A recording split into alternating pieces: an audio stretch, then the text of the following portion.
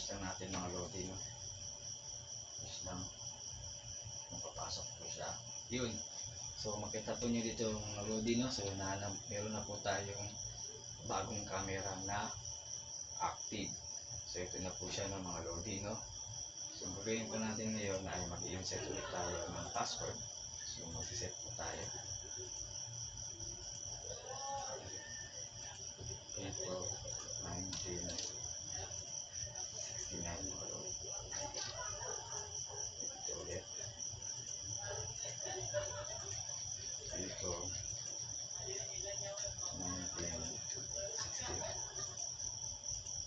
1960. Ito pilang po natin. Okay, so meron na po tayong active camera mga lodi. So i-add lang po natin dito. Yan, click lang po natin.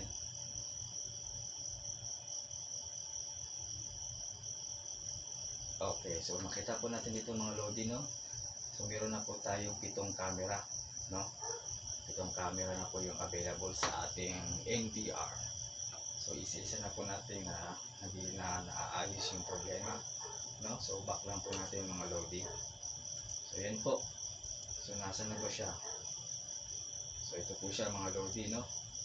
So isa lang po natin mga lodi. So ngayon balik po natin dito. Yan. So ito na po siya yung camera mga lodi. Yan. Okay. So ngayon ay isa na lang po yung camera na ayusin natin, no? Configure. So okay na po lahat sila mga lodi. So ito na lang po yung camera na kakabit natin.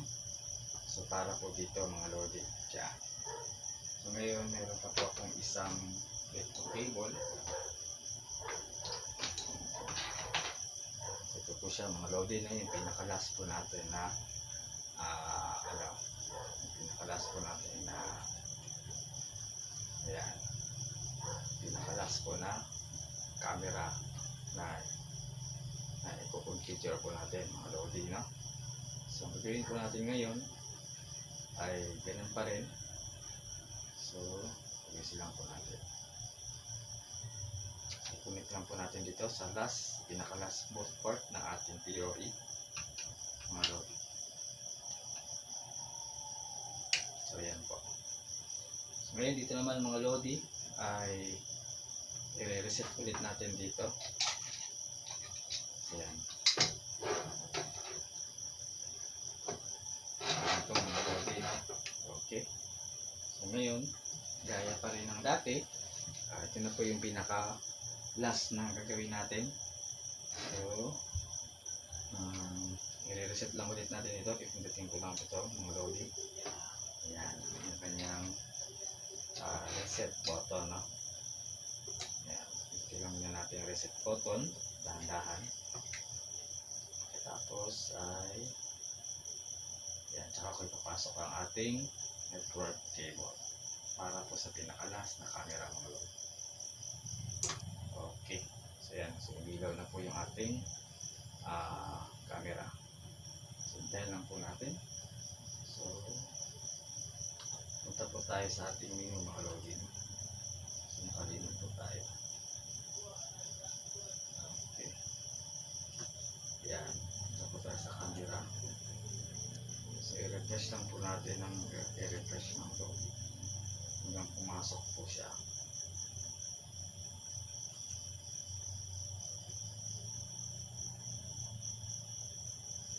Okay, refresh lang po ng i-refresh.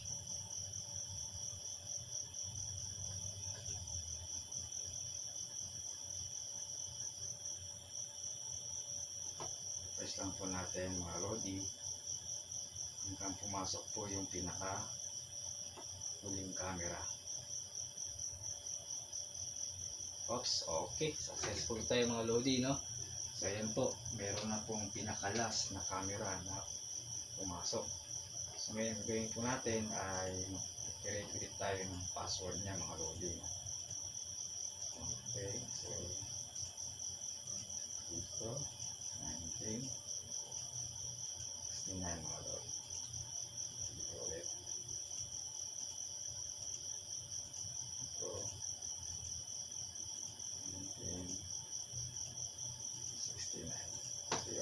po natin.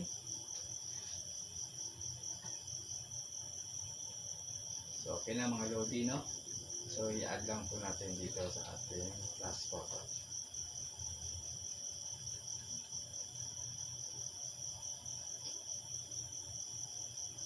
So okay na mga lodi, no? So makita po ninyo mula po sa D1 hanggang D8, ibig sabihin po ay 8 na po yung camera na active ngayon, no? Na naka-up. So ito yung status. So lang po natin. So yan po mga lodi, kumpleto na po yung ating display, no, sa ating CCTV camera. So ganun lang po yung pag-troubleshoot, no, ng ating CCTV. So sana mga lodi ay meron po kayong natutunan, no, kung paano po yung pag-troubleshoot ng ating CCTV system. Kasi po mga lodi, i-explain ko lang sa inyo na magkaiba po yung installation ng bago pa lang po yung CCTV kesa yung dati ng CCTV na nagkaroon ng problema tapos ito-troubleshoot nyo. So kailangan yung i-reset lahat ng camera kasi nga ay nagbago kayo ng password doon sa inyong NVR. So kaya nangyayari ay hindi po siya magkakaroon po kayo ng no link, no, or unreachable network. So ganun po yung magiging status, no. So para maibalik yun, kaya nang naipakita ko kanina, kailangan yung i-reset lahat ng camera, no. Maliban lang kung bagong-bago yung CCTV nyo, yung network, yung NVR, so plug and play lang, pasok lang kayo ng pasok ng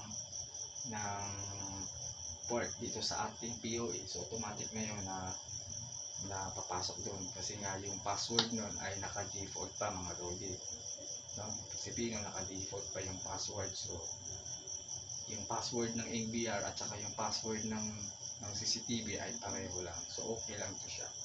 So ngayon ito ay nangyari, nag-set po sila ng password, no, yung may-ari, tapos yung nag-set din siya ng username. So kaya po hindi po makapasok yung ating CCTV camera, no, dito po sa ating NVR. So sana mga lodi ay nabigyan ko po kayo ng kaalaman, no, paano natin i-troubleshoot yung ating mga CCTV camera, no, kapag nagkaroon po ng mga problema. So make sure din siyempre mga lodi na ayusin din natin yung pag-terminate sa ating mga cable kasi kaunting pagkakamali lang ay hindi rin agad siya basta-basta kumbaga papasok doon, no. So dapat ulitin mo naman ulit, kaya kasi hindi agad na-perfect natin, no. So sana mga lodi ay nagustuhan ninyo ang video na ito, no. So kung nagustuhan po ninyo mga lodi ay huwag niyo pong kalimutan syempre na mag-subscribe po, like and share, no? So ibahagi niyo rin po sa iba, sa mga gusto rin matuto na mga ganitong bagay. So hanggang dito na lang po ang aking video. Maraming salamat po sa inyo lahat. Bye bye.